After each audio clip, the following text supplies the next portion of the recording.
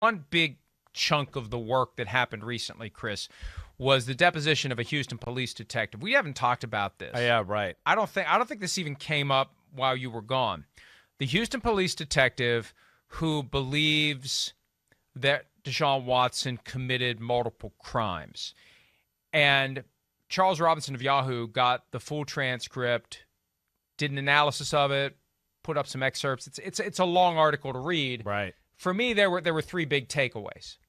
One, Harden's people are trying very, very diligently to suggest that the presumption of innocence that applies when you're actually charged with a crime somehow should apply to the investigation of the crime. And that when a woman walks through the door to the police station and has a complaint of sexual assault to make against a man, there should be a presumption of innocence where they just don't believe her without evidence. We don't believe you without it. Well, the evidence is her story.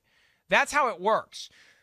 The police officers are trained and experienced in assessing the credibility of the people who come through the door with a complaint to make against someone else. You do a threshold credibility assessment. Do we believe this person or do we not? If we believe them, we go forward. And if the defendant chooses to exercise his constitutional right against incrimination by choosing to not talk, which Deshaun Watson did, what do we do? At some point, the process goes forward, and somebody else has to decide whether or not there's probable cause to have a trial or whether there's proof beyond a reasonable doubt. And they get this whole presumption of innocence idea grafted onto the police officers where they're supposed to just walk around saying, we presume everyone's innocent. Well, how's anyone ever charged with a crime then if we're going to walk around presuming everyone's innocent? It's a backward-ass way of viewing the system because they are groping now, Chris, for that silver bullet that ends this. Of course.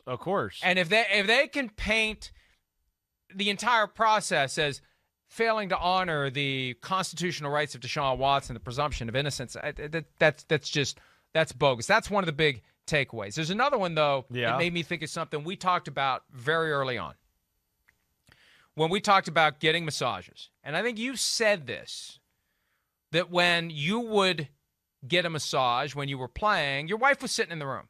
She stayed around. Yeah. Right? I had a few instances where, yes, there was a few females who came to my apartment in Tampa and they were good looking. I had got, reference, and my wife was like, okay, I was going to go for a workout, but I'm going to stay here inside the apartment. Now, Deshaun Watson, at least based on one of the lawsuits, and I assume others are making the same claim, but it's definitely in lawsuit number 23. He wanted it to be one-on-one. He wanted these massages to happen this way. Yeah, right. The therapist and him and no one else around, okay? If that's the case, if that's true across the board, yep.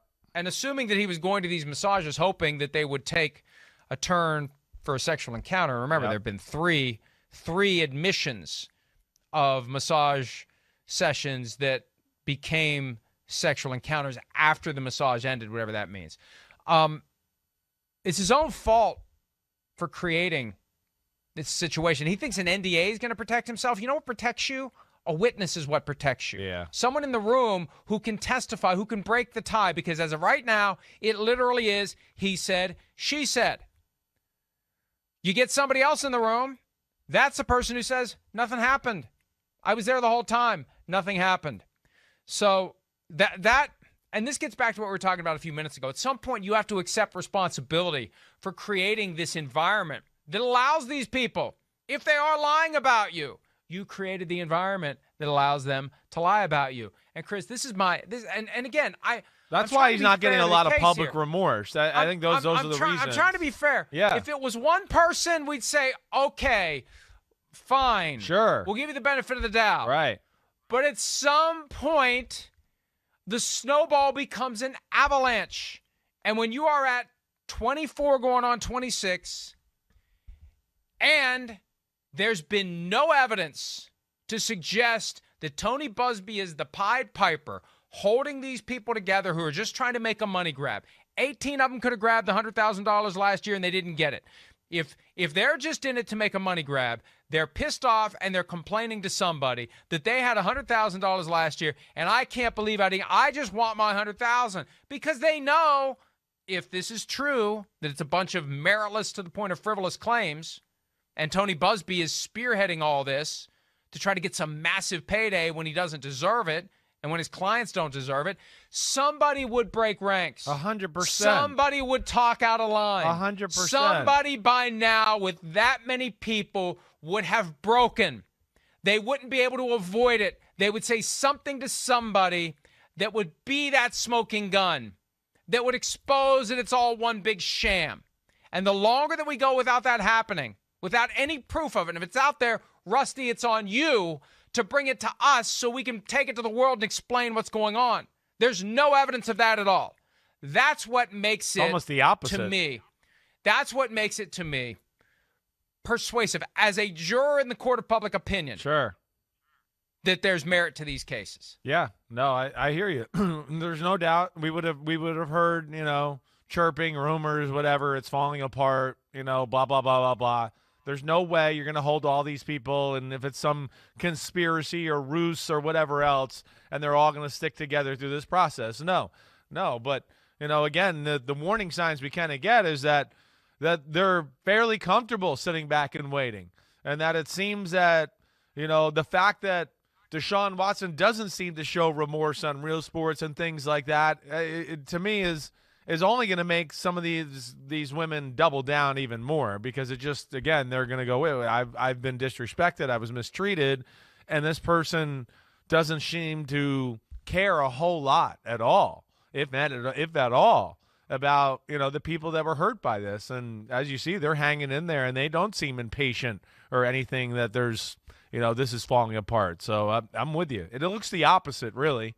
It really does.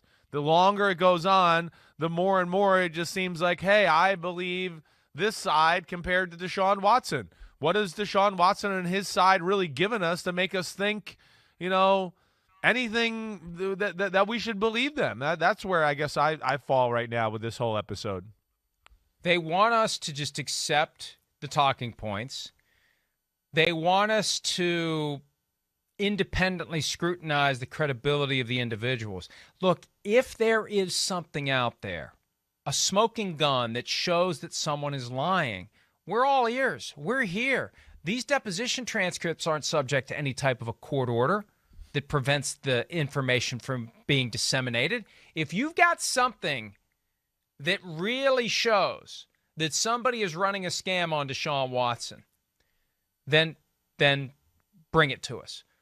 But the idea that 26 people are lying, wrong, conspiring, no one is going to buy that without proof. Hi, I'm Mike Tirico, and thanks for watching. Make sure to hit subscribe for the latest news and highlights from NBC Sports.